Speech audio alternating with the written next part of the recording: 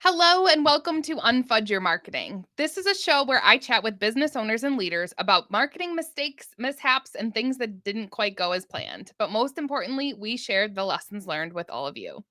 I'm your host, I'm 𝗚cie Mitchell. I'm a marketing strategist, and I love working with mission-driven, client-centered service providers who have built their businesses on referrals and word of mouth, and they know in order to have a bigger impact and grow for the future, they need to finally think more strategically about their marketing. Today, I am so excited to welcome 𝗚 Gillaspie to the show. 𝗚 is the founder, and owner of Fix Form and Tend to Launch. She is also the founder of the Only Founders podcast. She serves as a master strategist and chief problem solver. With an undeniable passion for her work, she is driven by a deep curiosity about people, processes, and the why behind every brand. 𝗚 has a unique ability to take conversations to a deeper level quickly, a quality she thrives on. This makes her an exceptional brand therapist, guiding clients to go deep and fast. This approach allows her to unravel anything that may be standing in the way of building the brand of their dreams and helping them soar to new levels of greatness. She holds a bachelor's in business administration with a concentration in marketing, along with a minor in acting and directing from Colorado State University. A true Denver native, 𝗚 briefly lived in Austin, Texas, but the call of the seasons brought her back home. Off duty, she is fully immersed in family life with her 3 kids, a wonderful husband, and Noodles, the sheepadoodle. 𝗚 lives to dance, lift heavy weights, hike, snowboard, play board games, and engage in meaningful conversations that enrich both her personal and her professional life. With that, welcome to the show, 𝗚. Hi, 𝗚cie. Thank you for having me. Thanks for being here. So as you hear me read that bio, is there anything that you want to add, change, and clarify on? Recently, I didn't realize that I don't discuss this enough until it became the part of the intro for our Only Founders podcast. And Yes. I'm introduced as a poker shark. And one of my friends and colleagues was like, I didn't know that you played poker. And we have a company poker night every month for Texas Hold'em. I'm going to add you to the list. And I was so excited because I rarely get to socially play poker. And I don't like going to the casino for poker. I'm more of a blackjack person if I'm at a casino. So I love I it. was just thrilled. So I'm like, yeah, I should add poker fanatic to my bio because then it's going I to get love me it. an invite. Because that definitely does not come across in the whole board games thing. Like, I would not include poker in that category of things. Okay. So yeah, I was excited. It's not often that we read our own bios. Yes. Like ever. And then when you're explained and to someone else and you hear them and you're like, oh yeah, I do that. And I love that. Or I don't do that anymore. It was fascinating. So yeah, Yes. I do like the bio. I liked hearing it again. Awesome. Awesome. Great. Well, I always like to start by sharing how I met my guest. And so Galway gets a shout out because you and I both, I think, guested at a women's networking group through Galway virtually. And so that's how we got connected. And we hit it off as 2 experts in the marketing space. And I thought, oh my gosh, I have to have you on the show. We have to have a conversation about marketing mistakes that we see all the time. Absolutely. And may have made, right? Because everybody yes. expects marketing people to have the best marketing. And that's the problem with it. We also mess up too. So We do. it's like there's so much opportunity that we don't have the answer. And I often Yes. see most marketing businesses don't have great marketing. And because we don't hire people, because we feel like if it's our service, we should be doing it for ourselves. And that's actually the worst approach that I found to marketing, being a branding and a marketing company. It's like, we shouldn't be marketing. So that's actually one of the things I'll just like start right away with is a tip. Yeah. As a small business owner, I've had Fix Form for 11 years, and Tend to Launch was just this year with co-founders. So it's my second launch, not all by myself, which feels great. But Fix Form, I'm the sole owner. And so for me, being a branding and marketing agency with that long of a history, I felt it's the ego game. I should be doing my own content. I should be doing my own marketing. There's no reason to spend money on that because that's what we sell. But then the idea was, no, unless you have the resources internally to be working on your own brand, which we never do as solopreneurs, you're actually suffering more. because I get people hiring me all the time that do a lot of what I do, storytellers, coaches, people in the brand and marketing space that kind of come to me with their tail between their legs. And they're like, well, I do this, but I realized I need you for me. And I do the same thing. Yep. I need you for me. Yeah. So it's impossible to have our own messaging for ourselves. It really is. It has to come from an external source, and it has to be soundboarded. It cannot come from you. And hiring the people to do the work for yourself is like the best form of business self-care that I can leave here today. It's like the second I hired, who would have thought, our own amazing blog specialist to run the Fix Form blog, done, right? Oh, who would have thought our own social media guru and storyteller to then run Fix Form socials? Beautiful, right? Like, and then, to have my own web developer manage our own website. And now I'm talking with this whole like revamp with her. I'm like, this is dreamy. I'm like, well, because you hired your own services for your own brand. And so I'm not doing it, which is what I was doing for 10 years. I was a referral marketing only company, and it was great. We grew off of referrals, which I pride myself on. At the same time, it was just a horrible plan. Don't do that. Hire marketing professionals, even if you are a marketing professional. Yes. Oh my gosh, there's so much I feel like we can unpack in there. First of all, I love it when I have marketing experts who come on the show and share their own story of like where they messed up in their marketing, because absolutely we all do it too. And I always love to tell people that, like, just because I'm a marketing strategist and expert doesn't mean I haven't messed up my own stuff. Like, it happens. Yeah. So first of all, yes, we all make mistakes. We're all human. And I think it's interesting that you talk about I love when I get marketing people as my clients. Like, because there's like a level of like, almost like, oh man, I really need to make sure I'm on my game, right? To like have another marketing expert who's like working with me and hiring me to help them with their marketing. It's like, it makes it a little more like fun and challenging. Yeah. But I think it is really important, whether you're a marketing business owner or any type of business owner, to really realize where you need that outside help. So like for me personally, I'm a solo business owner. I still own all of my content. It may not always be the case. I have learned how to create my own system to leverage AI with my voice, my content, my stories, my expertise, but using AI in a way that complements that process to really streamline and save me tons of time and energy. And my content still sounds like me, which is super important to me. But I will say I have worked with branding people on my own business, because that whole like you can't read the label from inside the bottle thing is very true. And so no matter what things you might be good at, there are still going to be some things that you're going to want someone else's opinion and expertise on, and to like reflect that back to you. 100%. Yeah. So I'm curious, Anne, as we talk about hiring, right? Because that's the first thing you're saying, right? Is like, go out and hire people. What kinds of things do you see with clients that you've worked with maybe before they come to you? Like, where have they kind of messed up, and how can we start giving some good advice to business owners in terms of like what to look for, how to get clear, how to navigate that process of hiring help for your marketing? Yeah. So there are two buckets of hiring. I want to break marketing and branding down into two places. There's the execution of it, and there's the concepting and the strategy of it. And where I've seen my clients mess up the most is they're looking for cheap labor, because we all are, because everybody wants everything cheap all the time. It's very rare that I've met someone that says, oh, I want the most amazing strategy and I want to pay you the most money for that. That never happens. Okay. So everybody's on a budget. Everybody is trying to minimize. Everybody's trying to get the cheapest. That's just the industry that we're in right now. So when you're talking about that, I want you to look at this. The strategy and the content should not be cheap, because that is literally the voice and the hook that's going to engage and grow. And so I would never trust that with the cheap labor.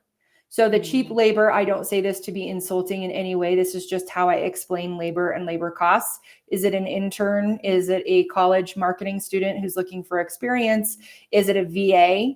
And these are also people who have phenomenal brains, but they don't yet necessarily have the experience in your strategy and your brand voice.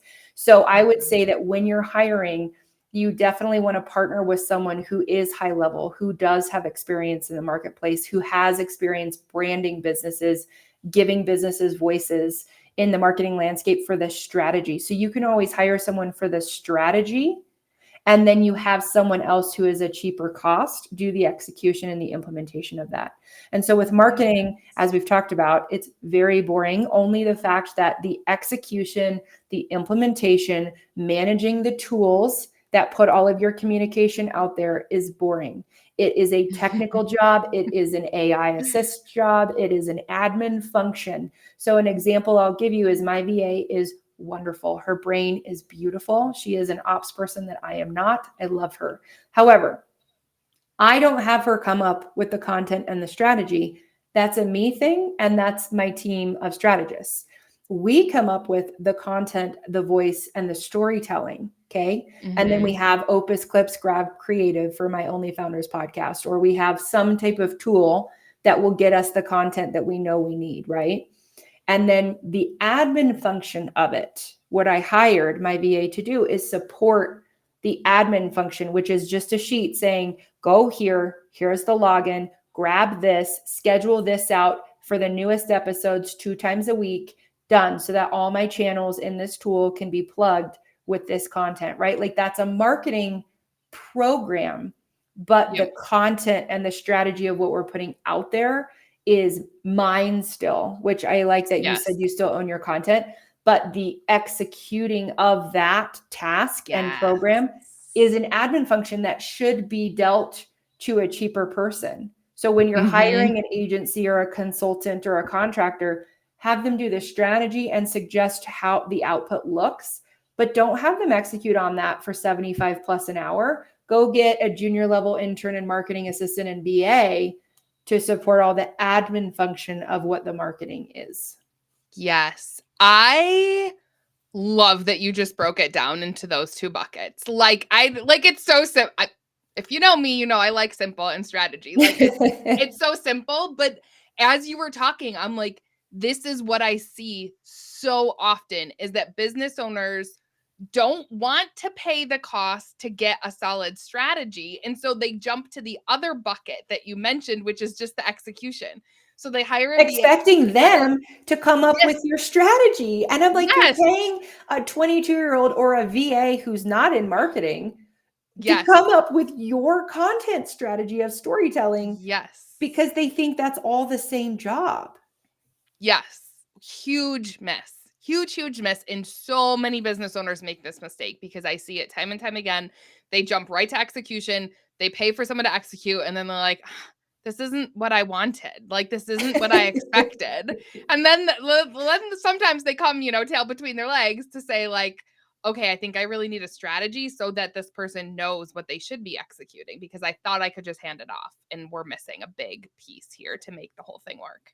And the other thing I will tell you too, that is a huge mistake that I learned a year ago was this is really important. Okay. So there are social media managers out there, okay, that come from more of the graphic design and arts and visual display side of things. And there are social media managers that come from the content, copywriting, and storytelling side of things, who may also have some of the graphic design skill sets to put it together. But I would warn you on this. I have done social strategies through both team members of mine. We have served social media to our clients, and the client feedback I got was very telling, and I had to make some adjustments on my team. When you have a graphic designer putting out social media, it is going to be beautiful. It is going to be designed forward. It is going to be highly branded, but it might be missing the storytelling piece of the content that engages. Okay. It's not going to be hitting as much. But then if you have the copywriter, storyteller, content person putting all the social media together, it's wonderful. It's impactful. It is intentional. You feel like you just get me. That hits, but without the beautiful display of graphics, it may not be visually appealing. So that's kind of where you have to find the balance of who is coming up with the story and the content and the schedule there. And then who's coming up with the graphic to visually display that content. Sometimes it can be the same person, but if I had to choose, I would pick the content copywriter storyteller over the graphic design, because the design of it doesn't necessarily matter as much as the actual hook and the message. So if you had to pick one, that's who I would go to for your social media. I love that you answered that, because that's totally what I was going to ask you. And I would say the same thing. Absolutely. Absolutely. I think, and that's not to minimize graphic designers by any means, No. but I do think strong copy can make up for some like what's the word I'm looking for? Like middle of the road graphics. Yeah, but here's the other thing. You can literally, because I'm not a graphic designer, I just know what visually looks good and feels good. So that's like a font choice. Just go into Canva, throw on your Yes. brand color on the background, which is what we all do. Yeah. Put like a tag or a quote with like a really nice backdrop in there of your brand color, or even like a landscape photo that you filter to your brand color in a filter system so it's colored. And then you've got a quote on there that's the hook of the message. And then it gets people to actually like read what it is. Or it could just be like slides in a carousel after that of like what you're trying to say with pictures of you. And like, that's it. Like the visuals, not to minimize like graphic arts in social media, because I think there's definitely a place for that, but it doesn't have to be your mainstream messaging and like your 1 to 2 posts a week. Like it literally is easier than that. Like you can honestly anyone can do this. Like you can throw a quote onto a branded color screen and like throw that up there with them and have a compelling story and hashtags and like offer, like, what is it that you're trying to say? And that's where I think for what social media is, there's so much noise that a really beautiful image is less likely to get someone to click into it. Versus a reel of you hooking someone and talking about a message, or even just like a slideshow or a carousel of like really impactful storytelling. I think that that's what is going to get people more than like some beautifully like graphically displayed thing. Right. So like, that's where I was thinking, wow, our social media, this is beautiful, but it's like not growing. The account wasn't growing. It's not hooking someone. And that comes from a storytelling side, which is content creators and copywriters. Yeah. So I think that's awesome advice, again, for business owners who are listening to the show who might be in a place, because I hear so many people looking for that resource of wanting someone to execute social media for them. This is a great consideration for them to have in mind as they're talking to people. Like, what are if you had to choose a strength, the graphics over copywriting, like, which is it, and really give some thought to how you're going to approach those conversations to tease out, is it the provider that is right for you? Are expectations aligned? Are you going to get out of that relationship what you're looking for in terms of the execution of that? And are they strong on the graphics or strong on the writing? Exactly. Yep. And I think with so many, like you had said, you use AI so much in a lot of what you're doing. I mean, you honestly can work with a strategy specialist on like top level content strategy. And then you can throw all that in to an AI tool that you like to then break out 12 posts a month or whatever that looks like. But the strategy part, figuring out who you are and your market positioning and where you're going to be connecting. And like, that's a lot of the brand strategy that I do. So in brand therapy, which is something that I've dubbed my work, in brand therapy, we figure that out, right? Like that's a branding play, but it's storytelling, it's messaging, it's who are you, who really wants and needs you. And then what is going to be most interesting to them. And then you kind of go top line story, and you can just throw that whole story into an AI function and then just say like, break out, 12 pieces of content for my monthly social and do it that way. Right. And then you could go grab a marketing intern or someone support that's a graphic design person. They say like, bring this to life visually. Right. Yes. Yeah. Yeah. And that's where I think it is, it's an interesting spot that business owners are in, especially now. And I say interesting, also we could swap in confusing, overwhelming, frustrating, because there's so many options, which can be really overwhelming and confusing. But I love the way you talk about that. And, you and I have talked offline a little bit before this conversation, but like that's what I love to do. I mean, I don't call myself a branding expert by any means, but that strategy piece is so key. And when I can help a client get super clear on those ideal clients they're trying to target and what makes them tick and what's important to them, and then use that to build that content strategy. Well, Yes. now I'm giving the client those specific topics they need to be talking about to then take that to the execution piece. And that's where I cannot stand when I see people using AI for that strategy piece. For what should I Yeah. be talking about? What should I Ugh. write? No, don't do that. You are the No. expert. You need that Well, strategy, and to this your is point, where that investment. we need to define what AI is, right? Which in my second company, Tend to Launch, it's literally utilizing AI automations and tools to get fully loaded brand packages out in the world in 10 days. So we're using AI as an admin function. It's a support staff role. It is making our human brains work more efficiently. It's not coming up with, the human brain is still the one that's going to be doing the branding and the content strategy and the storytelling to then tell the AI what to build for that, right? And so then we'll go create your 5-page website and all of the creative assets and the visual design for that using AI tools, because we can do it in 10 days now. It's a product sprint. It's quick. And that's why that's so lucrative, because it's not that consultative partnering agency experience that's all human. So now when AI is in the landscape, we say, well, man, it's really supporting all of our work, even in the traditional agency sense that is Fix Form, of like a 4 to 6 month brand project that's 15 to 20K plus, that can still exist with humans, but those humans can work a little more efficiently and smarter on your account by using AI as a support. And so I think this show, like using this conversation alone to say AI should not be creating and strategizing and concepting for you, because then you won't be unique and it's not yours. But AI should be assisting in the admin function and the automations and the tools and the reminders and the note taking and everything that you can use AI for, to be essentially your VA or your support staff, and be your team, where you can prompt it like a human. You can have, I have review calls with my AI autopilot all the time. And it's like a weekly review. And it's like, hey, go back to these 5 meetings and spit out my to-do list, and then get a list of what my VA needs to do and what I need to do. Like, you can use AI as like a support person to then improve the function of which all of that concepting and strategy needs to be executed on. But it cannot be coming up with strategy for you and copy, because it's not going to be yours. Yes, 1000% yes. And I think it is so like, we weren't planning to talk about this AI thing right now, but okay, so I didn't tell you this before we got on. So when I pulled your bio to read that you had submitted, it was written in the first person. Well, I'm not going to read your bio in the first person. So I went to Gemini and I was like, rewrite this in the third person.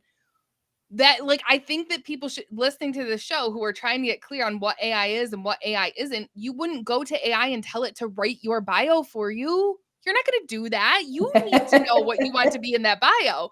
But if you have it written in the first person and you need it written in the third person, well, AI is your tool for that. So I think that that's Great like example.